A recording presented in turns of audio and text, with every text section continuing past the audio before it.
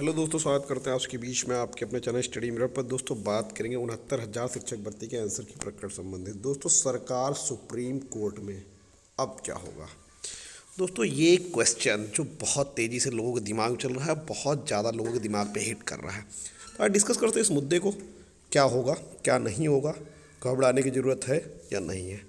तो वीडियो को बिना स्किप करें तो बने रहिए मेरे साथ आपके अपने चैनल स्टडी मिरर पर। जो लोग चैनल पर नए हैं तो प्लीज़ चैनल को लाइक करें, शेयर करें, सब्सक्राइब करें, साथ में बेल आइकन दबाना भूलें ताकि मेरे वीडियो नोटिफिकेशन आप तक पहुंचते रहे। दोस्तों सबसे पहला क्वेश्चन, बहुत लोग कह रहे हैं सर आपने कहा था जो सरकार है वो सुप्रीम कोर्ट में नहीं जाएगी। बिल्कुल, मैंने एक अपना प्रेडिक्शन दिया था कि सरकार सुप्रीम कोर्ट में नहीं जाएगी, मैंने अपना एक अनुमान दिया था। लेकिन सरकार क्या सुप्रीम कोर्ट गई? अभी तक तो नहीं गई ना। तो वेट करें, जो मुझे लग रहा है, जो मेरे अकॉर्डिंग है, सरकार सुप्रीम कोर्ट अभी भी मैं कह रहा हूँ नहीं जाएगी। क्योंकि आपको अगर हम तथ्यों पे बात करें, अगर हम स्थितियों पे बात करें, अगर हम चीज़ों पे डिस्कस करें तो मजबूत आप हैं, सरकार बिल्कुल सुप्रीम कोर्ट नहीं जाना चाहेगी। क्योंकि जिस क्वेश्चन पर माननीय न्यायालय ने नंबर दिए हैं, डिवीज़न बेंच ने, उस क्वेश्चन को चैलेंज करने का कोई आधार ही नहीं बन रहा है।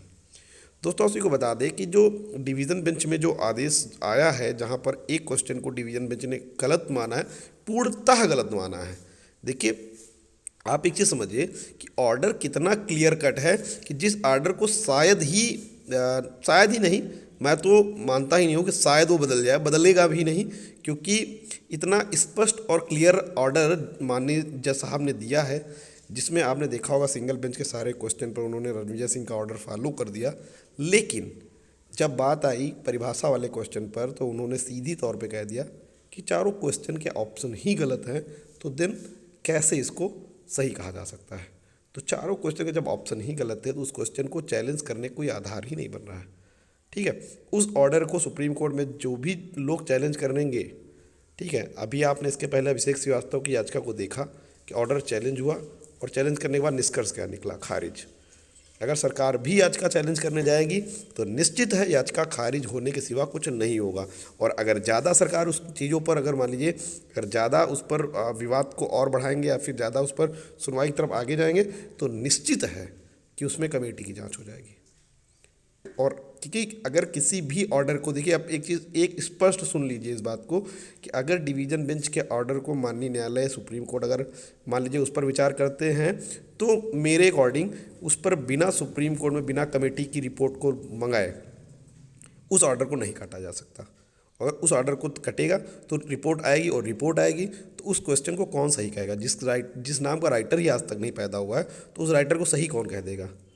चाहे कोई भी कहीं भी चला जाए, किसी भी कोर्ट में चला जाए, तो क्वेश्चन जो गलत है उसको सही नहीं बनाया जा सकता। और माननीय डिवीज़न बेंच का जो ऑर्डर था, जो भंडारी साहब का मुख्य चीफ जस्टिस जो थे उस टाइम पर, और तो बहुत ही बेहतरीन और बहुत ही बढ़िया आदेश था। और उस आदेश को लेकर आप सभी लोग परेशान बिल्कुल मत हो। जो चीज़ें पता चली हैं तो मुझे अभी भी वो भ्रामक लग रही हैं, सिर्फ और सिर्फ टाल बहाना बताने के लिए, क्योंकि आचार संहिता चल रही है। और मैंने शुरू में कहा था जिस दिन आचार संहिता लगी थी कि बहुत कम आसार हैं कि चुनाव की आचार संहिता के दौरान आपकी नियुक्ति हो। मामला चुनाव आचार संहिता के बाद ही जाएगा। तो उस चीज़ों को मैंने आपको पहले ही क्लियर कर दिया था। तो इसलिए उस चीज़ को लेकर बहुत परेशान मत हो, बहुत पैनिक होने की ज़रूरत नहीं है। आप सभी लोग, मैं देख रहा हूँ ग्रुपों में बहुत ज़्यादा शोर शराबा चल रहा है, डोंट वरी, परेशान मत हो। नियुक्ति आप लोगों की होगी, इसमें कोई दो राय नहीं है। 11 मार्च का आपका जैसे ही आदेश हो जाएगा, 11 मार्च का जैसे ही चुनाव का रिज़ल्ट आ जाएगा, उसके बाद जैसे जो भी सरकार है, वर्तमान सरकार आती है तो वर्तमान सरकार, नई सरकार आती है तो नई सरकार, जो भी आए, जो भी जनता जिसको चुने, तो वो सरकारें या ये सरकार जो भी है वो तुरंत ही आपके मुद्दे को सॉल्व करेंगी। कोर्ट के आदेश का पालन होगा, निश्चित तौर पर आपको ज्वाइनिंग मिलेगी। इसलिए किसी भी साथी को घबराने और परेशान होने की जरूरत नहीं है। क्वेश्चन जो है वो गलत था, गलत है और गलत रहेगा। ठीक है, तो निश्चित जीत सिर्फ और सिर्फ आपकी होगी, ये मेरा वादा है। नियुक्ति आपको मिलेगी, ये भी मेरा वादा है।